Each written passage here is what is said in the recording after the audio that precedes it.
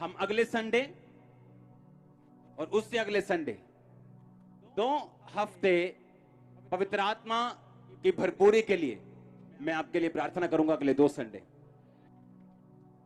आप जहां भी हैं, किधर भी हैं, अगर आप इस आवाज को सुन रहे हैं, मुझे याद है कि जब मैं ऐसी सभाओं में जाता था तो उस मीटिंग में 30-30 बार मैं गिरता था और पवित्र आत्मा जब मुझे छूता था तो लोग मुझे पकड़ने, मुझे कुछ मालूम नहीं होता था पीछे पत्थर है कि पीछे टेंट का सरिया पड़ा है कि टेंट है कि दरी है कि मिट्टी है कि पत्थर है, और मुझे मेरे लोग बस संभालने के रहते थे। और सबसे ज्यादा मैं गिरता था मीटिंग में और पवित्र आत्मा मुझ पे उतरता था और मैं जानता था कि मैं पवित्र आत्मा से भर रहा हूं। सुनो मेरी बात, अगले 2 हफ्ते, आज संडे, अगले संडे और उससे अगले संडे, मैं आपके लिए स्पेशल प्रार्थना करूंगा। और इस मीटिंग में वचन से पहले ये पवित्र आत्मा की भरपूरी के लिए प्रार्थना होगी अगले 2 संडे। और मैं नहीं जानता कितने फैमिली मेंबर हैं आप, लेकिन अगर होली स्पिरिट से आप फील्ड नहीं है, आप चर्च में होने चाहिए और आपकी लाइफ सेम नहीं रहने वाली, मैं आपको प्रॉमिस कर रहा हूं। इसी पवित्र आत्मा की भरपूरी से मैं बदलाऊं। निराशा में मैं पास्टर्स के पास जाता, प्रभु के पास जाता और बोलता, परमेश्वर क्यों जवाब नहीं दे रहा, वो प्रार्थना का उत्तर क्यों नहीं दे रहा, मुझे हील क्यों नहीं कर रहा। और एक ही जवाब आता, तू पवित्र आत्मा से भरता जा, परमेश्वर की सामर्थ से भरता जा, बस तू भरता जा, अपने आप सब काम हो जाएंगे। मैंने कई बार जाके बोलना, मुझे जमीन की जरूरत है, मेरे पास जमीन नहीं है। उसने कहा नहीं, तुझे मसीह की जरूरत है, पवित्र आत्मा से भर, सब कुछ आ जाएगा। पवित्र आत्मा से जब आप भरेंगे और जो वचन आज आप सुनेंगे, अगर आप इसको फॉलो करेंगे, आपकी लाइफ 100% चेंज होगी। तो तैयार रहो इन हफ्तों में। अगर ये शारीरिक गर्मी बढ़ रही है तो, लेकिन आत्मिक गर्मी इससे 100 गुना ज्यादा है। हालेलुया। आपको टेस्टिमनी देने के लिए अगले हफ्ते आगे आना है कि पवित्र आत्मा ने आपको भरा। क्योंकि अगर हम अब शुरू करेंगे तो टेस्टिमनीज ही होंगी पूरा संडे और कुछ नहीं हो पाएगा। अपने हाथों को उठा, बोलो, वचन मेरी जिंदगी में 100 गुना फलों को लेके आए। जितना मैं सुनूं 100 गुना फलों को लाऊं। आमीन। यूहन्ना 5 उसकी 24 आयत को हम पढ़ेंगे अपनी स्क्रीन के ऊपर। मैं तुमसे सच सच कहता हूं, जो मेरा वचन सुनकर मेरे भेजने वाले पर विश्वास करता है, अनंत जीवन उसका है और उस पर दंड की आज्ञा नहीं होती, परंतु वह मृत्यु से पार होकर जीवन में प्रवेश कर चुका है। फिर से पढ़ो उसको, अपनी बाइबल खोलो, अपनी बाइबल से पढ़ो। पढ़ो, बोलो, मैं तुमसे सच सच कहता हूं, जो मेरा वचन सुनकर मेरे भेजने वाले पर विश्वास करता है, अनंत जीवन उसका है और उस पर दंड की आज्ञा नहीं होती, परंतु वह मृत्यु से पार होकर जीवन में प्रवेश कर चुका है। अब मान लो एक जन, यीशु मसीह ने कहा, अगर ये जन मुझ पे विश्वास करे तो ये जीवन में प्रवेश कर चुका है। इसका मतलब अभी ये मुर्दा था, पर है तो ये जिंदा, क्योंकि जिंदा बंदा ही विश्वास करेगा कि नहीं करेगा, कि मुर्दा करेगा। जो शारीरिक रूप में मर चुका, क्या वो सुन पाएगा? क्या कब्रों में लोग सुन पाएंगे? दाऊद कहता है, क्या मुर्दे तेरा धन्यवाद करेंगे कि जीवते तेरा धन्यवाद करेंगे? परमेश्वर कहता, अगर तूने विश्वास कर लिया कि मैं मुक्तिदाता हूं, मैं परमेश्वर हूं, मैं सच्चा एक जीवता एक मात्र परमेश्वर हूं, तो तुमने जीवन में क्या कर लिया है? फिर से पढ़ेंगे उसको। मैं तुमसे सच सच कहता हूं, जो मेरा वचन सुनकर मेरे भेजने वाले पर विश्वास करता, अनंत जीवन उसका है और उस पर दंड की आज्ञा नहीं होती, परंतु वह जीवन मृत्यु से पार होकर जीवन में प्रवेश कर चुका है।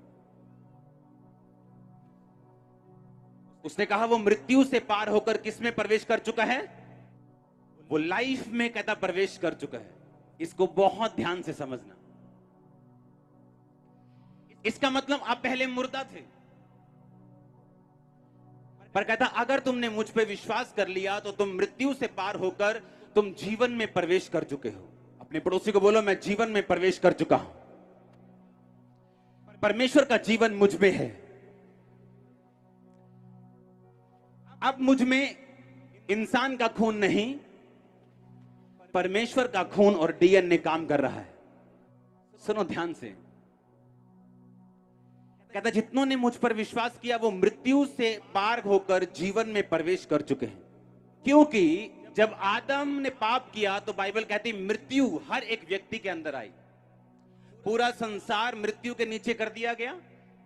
पाप ने राज्य किया, बीमारियां आई, तकलीफें आई, मुश्किलें आई, लेकिन परमेश्वर ने कहा अगर तुम यीशु मसीह पे विश्वास करते हो तो तुमने मृत्यु से पार होकर तुमने जीवन में प्रवेश कर लिया है।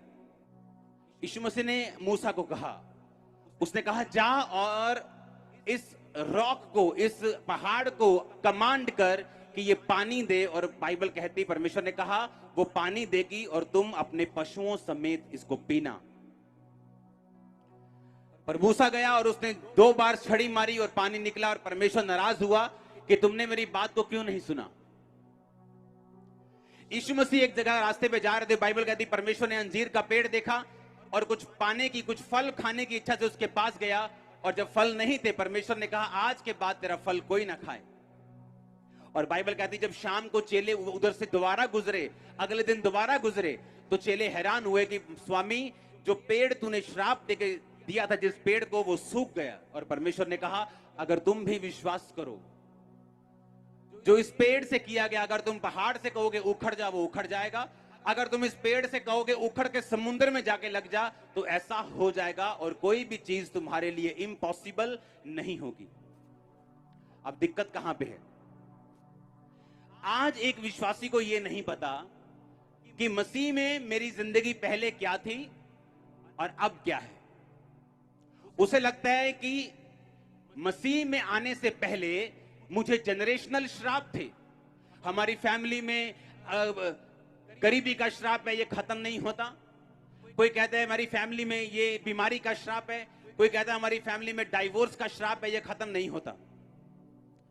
अब जैसे ही वो मसीह में आया, अभी भी वो डाइवोर्स के साथ लड़ रहा है, अभी भी वो पैसे की तंगी के साथ जूझ रहा है।